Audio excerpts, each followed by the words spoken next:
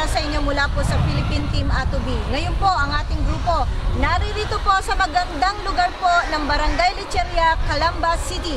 Dadalawin po natin ang Bellarmino Farm. Hello po.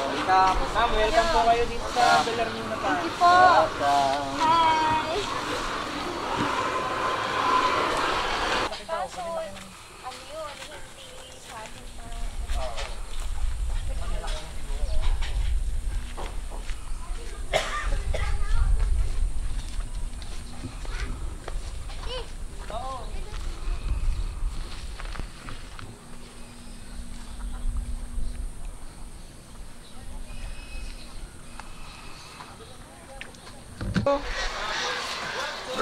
Nandito na po tayo mismo sa loob po ng Bellarmino Farm at katabi po natin si Mr. Randy Bellarmino. Salamat po, sir. Nandito po kami sa inyong farm. Welcome po kayo dito sa Bellarmino Farm. Ano po ang inaasahang makikita ng ating mga taga-subaybay sa inyong pong farm? Ano po ba mga alaga ninyo?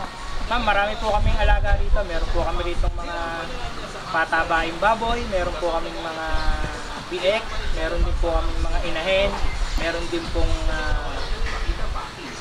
chicken, yes, may tsaka pugo daw kayo. pugo. Yan.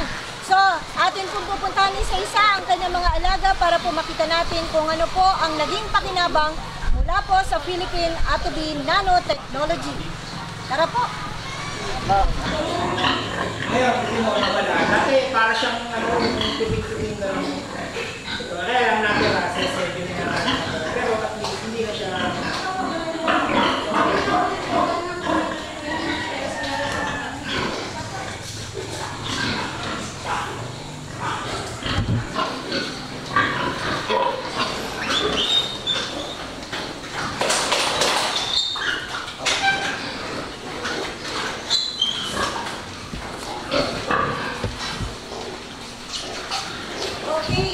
Sir Randy, ilan po itong mga inahin nyo na nandito sa area na ito?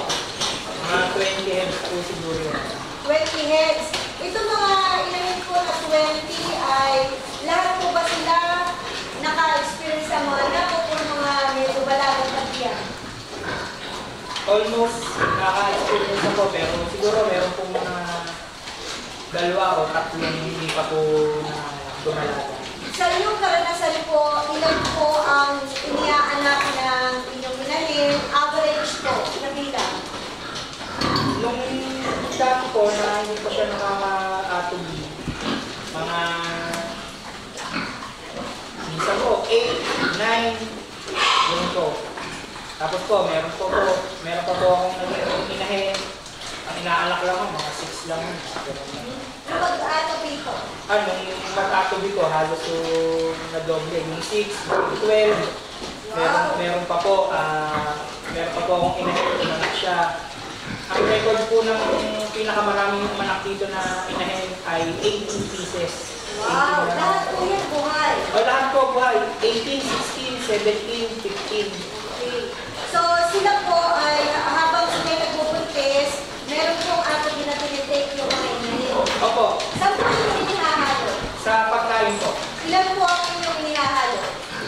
Ano lang po sa isang balde po, halos isang kutsara lang po. Isang balding pigs. Opo. Pigs po ba ginagamit po? Halo po, halo. Halo po. Kanin baboy po, tsaka pigs. Ilang beses po kayo magpakain sa isang araw? 2 lang po. 2 lang. So, ito po paghahalo nyo ng atobi, nasubukan nyo din maghalo po ng nano-based mix? Yung pong nano na NBM doon, yung NBM po, nasubukan po namin sa pating po. Okay. So, mamaya pupunta tayo sa patin na ito. Samantala, liputin natin ito mga inahin. Kasi may natatanong ako, may ilaw sa bandang dulo. Meron po ba bago makapanganak lang? Meron po, bagong panganak doon. Sige, puntahan natin yung bagong panganak. Ilibot po kami, sir, at pakikwento mo sa ating mga viewers.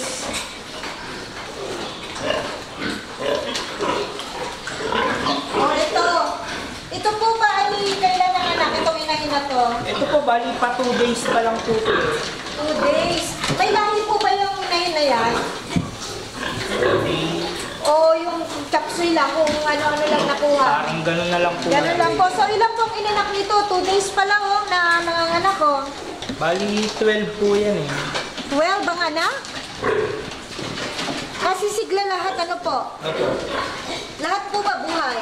Lahat po, buhay. Wala Buti na. hindi nadaganan. Hindi naman po. Yun. Kikila So, 2 days old pa lang po yung mga big na yan. Opo. Ayan. Ito yung isa po. Gano'n po karami ang binibigay ng atobi sa inahin na nanganak? Nagpapasuso na po yan eh.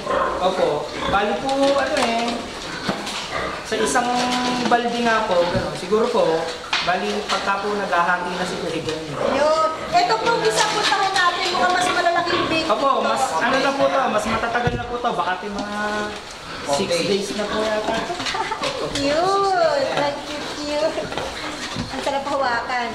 So, 6 days old na po itong mga big na to. Parang ang lalaki. Opo. Ilan po yan? Bali po, Mukhang marami to. eto po, ang inanak po niya, 14. Oo. Ngayon, naikit po niya yung Isa. isa. Oo. Kaya 30 na lang po yan. Pero at least, biro mo, 14, tas ngayon, 13 na tira. Puro masisigla, no? Pero dati po siya, nung hindi pa po siya nakaka-atobi, pinaka marami na po niya, main eh. Ganun. 9 lang. So, gumanda po, ano? Meron pa po ba na anak bukod sa dalawa na ito? Wala na? Wala pa po eh, pero lahat po yan, halos naka-schedule na po yan sa...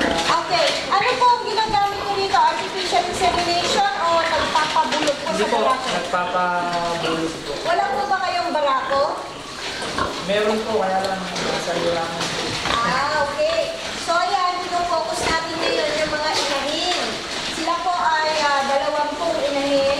And mamaya pupuntahan natin yung mga foreigners. So, Salati, dalhin mo ko